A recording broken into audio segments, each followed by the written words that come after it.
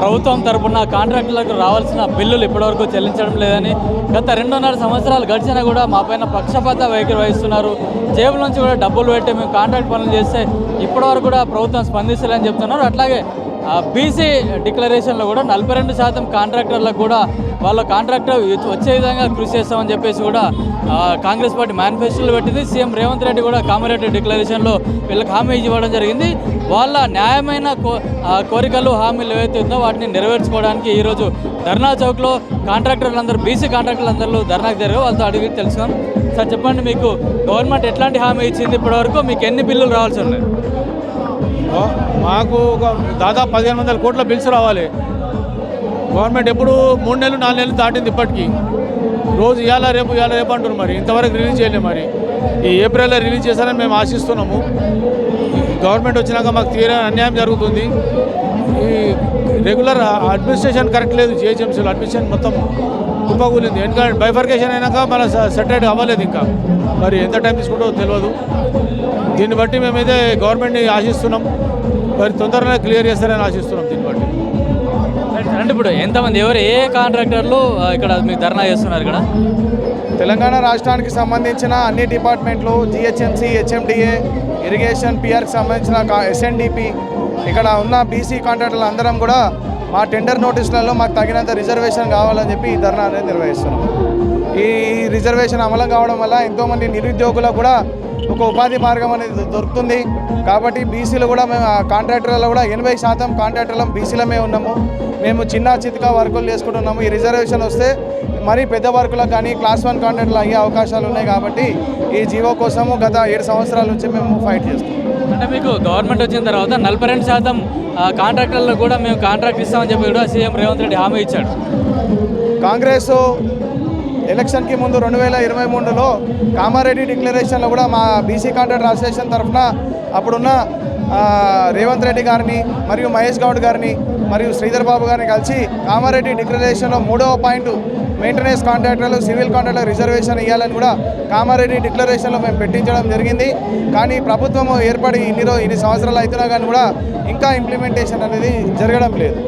అయితే వీలైన త్వరగా ఇంప్లిమెంటేషన్ చేస్తే మా అందరికీ కూడా ఒక మేలు జరుగుతుందనే ఉద్దేశంతో ఈ కార్యక్రమం చేపడుతుంది. ఇప్పుడు మీరు కాంట్రాక్ట్ చేసి కూడా మీ జేబుల నుంచి డబ్బులు పెట్టుకున్న వాళ్ళు ఉన్నారు. కొందరైతే ఆత్మహత్యలు చేసుకున్న పరిస్థితి కూడా ఉంది. ఈ కాంట్రాక్ట్ వ్యవస్థ ఎలా అయిపోయింది అని అంటే బడా కాంట్రాక్టర్లకు ఒక కంపెనీ లాగా వ్యవహరిస్తుంది గవర్నమెంట్. అలాగే మేము గవర్నమెంట్ పనుల్లో డబ్బులు పెట్టినా కానీ కరెక్ట్ టైంకి బిల్స్ ఇవ్వడం లేదు.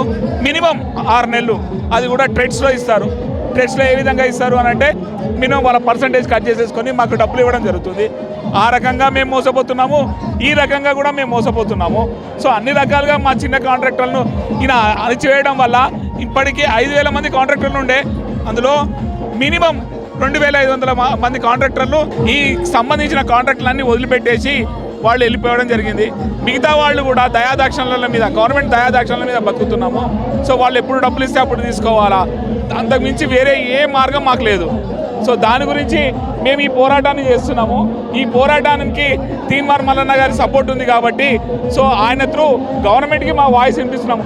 అయ్యా, మా గవర్నమెంట్ పనుల్లో వాటా ఇప్పించండి, అదే రకంగా సమయానికి డబ్బులు కూడా ఇస్తే మేమందరం కూడా తెలంగాణలో మంచిగా బతుకుతాము అని చెప్పేసి మీ ద్వారా గవర్నమెంట్కి తెలియజేస్తున్నాను. ప్రభుత్వంలో ఉన్న మంత్రులు కానీ, దగ్గర వాళ్ళు కానీ, సీఎం బంధువులకే కాంట్రాక్టులు ఉన్న బిల్లులన్నీ చెల్లిస్తారని కూడా బయట టాక్ జరుగుతుంది. అది ప్రతి గవర్నమెంట్ వచ్చినప్పుడల్లా అది జరిగేదైతే జరుగుతూనేది ఉంది. దాని గురించి మాకన్నా ఎక్కువ మీడియా వాళ్ళకి తెలుసు. సో మీరు ఎంతో మందితోటి ఈ వాయిస్ తీసుకొని ఉంటారు కాబట్టి సో దీని గురించి నాకన్నా ఎక్కువ మీకే తెలుసు కాబట్టి మీ ద్వారా సార్ వాళ్లకు ఈ వాయిస్ పోతుందని మీ ద్వారా తెలియజేస్తున్నాను. పర్సంటేజ్ ఇస్తేనే కూడా బిల్లులు రిలీజ్ చేస్తున్నారని కూడా చాలా మంది చెప్పారు. పర్సంటేజులు లేనిది ఎక్కడ ఏ పని జరగదు. ఇది మాత్రం వాస్తవం. మాకే కాదు, గవర్నమెంట్లో ఉన్న పెద్దవాళ్ళందరికీ ఇది తెలుసు.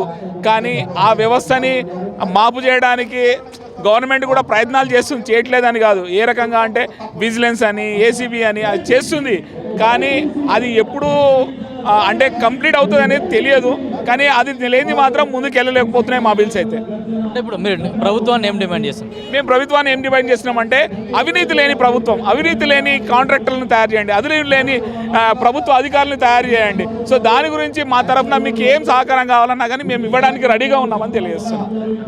అయితే కామారెడ్డి బీసీ డిక్లరేషన్లో పెట్టిన విధంగా 42% బీసీల కాంట్రాక్టర్లో రిజర్వేషన్ కల్పించాలని చెప్తున్నారు. అట్లాగే వీళ్ళకి రావాల్సిన ఏదైతే 1500 కోట్ల రూపాయలు బాకీ ఉన్నాయో వాటన్నిటిని కూడా వెంటనే విడుదల చేయాలంటున్నారు. అట్లాగే కొందరు కాంట్రాక్టర్లు అయితే అప్పులు భరించలేక వాళ్ళు తెచ్చిన కాంట్రాక్టర్ల పనులకు బయట నుంచి అప్పులు చేసి కూడా మేము కాంట్రాక్ట్ పనులు చేశాము, వాటన్నింటిని బాకీలు తీర్చలేక కొందరు ఆత్మహత్యలు చేసుకున్న పరిస్థితి ఉంది. ఇట్లాంటి భవిష్యత్తులో జరగకుండా ప్రభుత్వం కఠినమైన పకడ్బందీ చర్యలు తీసుకోవాలి, మాకు రావాల్సిన బిల్లులు కూడా వెంటనే విడుదల చేయాలని చెప్పేసి కూడా బీసీ కాంట్రాక్టర్లు అయితే ప్రభుత్వాన్ని డిమాండ్ చేస్తున్నారు.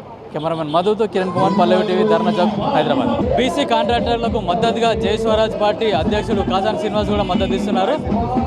వినిపిస్తారు. ఇప్పుడు బీసీలకు కూడా 46% రిజర్వేషన్ కూడా ఇస్తామని చెప్పేసి కూడా కాంగ్రెస్ ప్రభుత్వం హామీ ఇప్పటివరకు కూడా నెరవేర్చలేదు. అంటే బీసీల పట్ల కాంగ్రెస్ పార్టీకి ప్రేమ లేదనుకోవచ్చా? ఒక్కటి ముందుగా పీటీవీ ఛానల్ యాజమాన్యానికి, ప్రేక్షకులకి జై స్వరాజ్ పార్టీ తరఫున శుభాకాంక్షలు తెలియజేస్తున్నాం.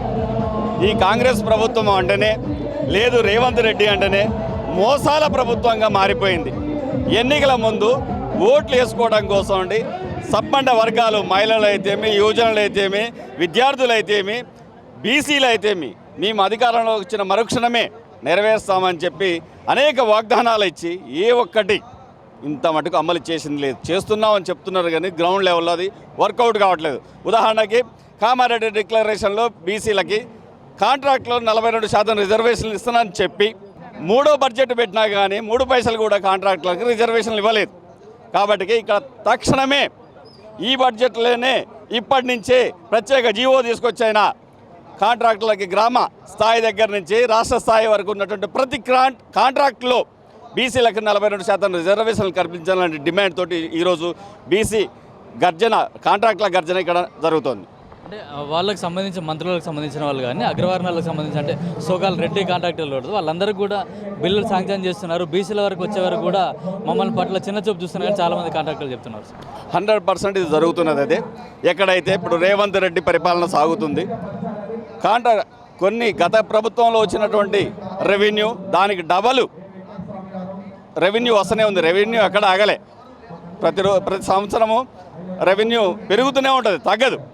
కానీ బిల్లులు లేవు, పైసలు లేవు, బడ్జెట్ లేవు అని చెప్పి ఎడిపోతున్నాయో తెలియదు.